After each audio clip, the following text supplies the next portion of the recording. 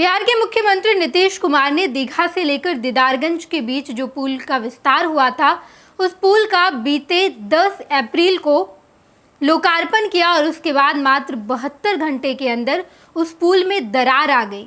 दरार आने के बाद तस्वीरें निकलकर सामने आई और उस तस्वीर ने पूरे बिहार को हिला करके रख दिया। अभी अभी तो पुल का विस्तार हुआ था, दीघा से दीदारगंज तक पुल का विस्तार हुआ और उसके बाद 72 घंटे के अंदर इसमें दरार आ गई। हालांकि दरार को भरा भी गया। जब अधिकारी से बातचीत की गई, अधिकारी से पूछा गया कि ऐसा क्यों हो गया, तो अधिकारी ने पूरे सवाल को घुमाने की कोशिश की। कहा कि ये तो टेक्निकल गड़बड़ी है, ऐसा नहीं हुआ है, पुल में दरार नहीं आया है। लेकिन दरार साफ तौर पर तस्वीरों में देखा जा सकता था। लेकिन आज अब पथ निर्माण विभाग के मंत्री नितिन नवीन इसी दरार का जायजा लेने के लिए गए। ये देखिए, आपको पुल कंस्ट्रक्शन, बिहार में जो पुल कंस्ट्रक्शन करती है वहाँ के एमडी आपको दिखाई दे रहे हैं। ये एमडी है और उनके बगल में नितिन नवीन, और ये वही दरार है जिसे भरा गया है और उसके बाद सफ़ेद रंग से इसे पेंट कर दिया गया है। इसी दरार के सामने नितिन नवीन खड़े हैं।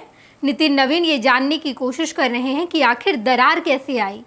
जब अच्छे तरीके से जांच पड़ताल नितिन नवीन ने कर लिया, उसके बाद मंत्री जी ने कहा ये तो टेक्निकल गैप है, ये कोई दरार नहीं है, ये गैप छोड़ दिया जाता है, ये कोई दरार नहीं है। पुल अच्छे तरीके से बना, नीतीश कुमार ने लोकार्पण किया, इसमें कोई गड़बड़ी नहीं है। लेकिन विपक्ष इस पर खूब हमलावर है। विपक्ष ने कहा कि उच्च न्यायालय तक जाना चाहिए ये मामला और बिहार में न्यायालय के द्वारा आदेश जारी करना चाहिए कि बिहार में जितने पुल बने हैं सबकी जांच हो, जिस एजेंसी को दिया गया है उसकी जांच हो, सरकार में बैठे अधिकारियों की जांच हो, क्योंकि अच्छे तरीके के मटेरियल यूज़ नहीं किए जाते और यही वजह है कि पुल धराधर गिरते जा रहा है, तुरंत धराशायी हो जा रहा है। 2024 में भी छोटे बड़े ढेर सारे पुल गिरे थे और 2025 में भी तुरंत पुल बना और 72 घंटे के अंदर दरार आ गई। वो भी राजधानी पटना में ऐसा हुआ। जेपी गंगा पथ के अंतर्गत ये जो पुल का निर्माण किया गया है, इसी का लोकार्पण नीतीश कुमार ने किया और उसके बाद 72 घंटे के बाद एक ऐसी तस्वीर निकलकर सामने आई जिसके बाद पूरे बिहार में इसकी खूब चर्चा होने लगी। नीतीश कुमार की खूब फजीहत हुई, नितिन नवीन की खूब फजीहत हुई, क्योंकि पथ निर्माण विभाग के मंत्री वही हैं।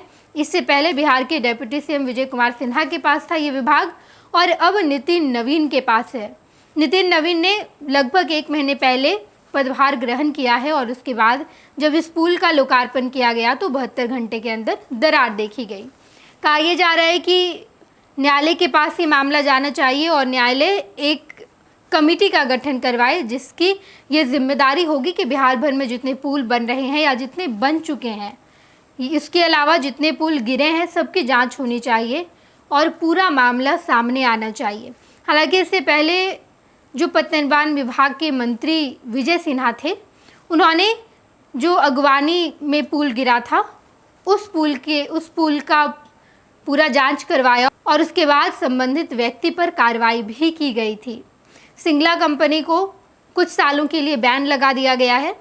इस तरीके से विजय सिन्हा ने एक्शन लिया। लेकिन अब जब नितिन नवीन इस विभाग में आए हैं, विभाग में पदभार ग्रहण किया है उन्होंने, तो ये पहला मामला है जहाँ पर नीतीश कुमार का ड्रीम प्रोजेक्ट है मरीन ड्राइव, वहीं पर जब पुल का निर्माण हुआ तो पुल बनने के ठीक 72 घंटे बाद, पुल के लोकार्पण के ठीक 72 घंटे बाद पुल में दरारें आ गई और अब ये मामला तुल पकड़ चुका है। आगे क्या होगा सब कुछ हम आपको बताएंगे, आप देखते रहिएगा first Bihar Jharkhand. Panorama group, जो सोचता है वो करता है, आपके अपने सपनों का आशियाना। ये लो मुंह मीठा करो, आज मैंने अपना जॉब छोड़ दिया, अब हम पूर्णिया वापस जाएंगे। जॉब छोड़ दिया है? मतलब ये घर कैसे चलेगा, हम करेंगे क्या और माँ बाबूजी क्या बोलेंगे? इसलिए मैं एक और मिठाई का डब्बा लाया, अपने बिजनेस के लिए लोन अप्रूव हो गया। अरे लोन अप्रूव हो गया वो तो ठीक है, लेकिन पूर्णिया में हम रहेंगे कहाँ? अपना घर भी तो नहीं है वहाँ। इसलिए तो एक और मिठाई का डब्बा अलग से लाया हूँ। हमने पूर्णिया में घर ले लिया है, पूर्णिया के ई होम्स पैनोरमा में। पूर्णिया में पैनोरमा ग्रुप लेकर आए हैं ई होम्स पैनोरमा। बड़ा घर, आलीशान जिंदगी और अत्याधुनिक सुविधाओं के संग। अरे अरे, अब क्यों मुंह मीठा करवा रही हो? क्योंकि हम घर वापसी जो कर रहे हैं। घर वापसी की खुशी पूर्णिया में ई होम्स पैनोरमा के संग। E homes panorama, luxurious lifestyle redefined.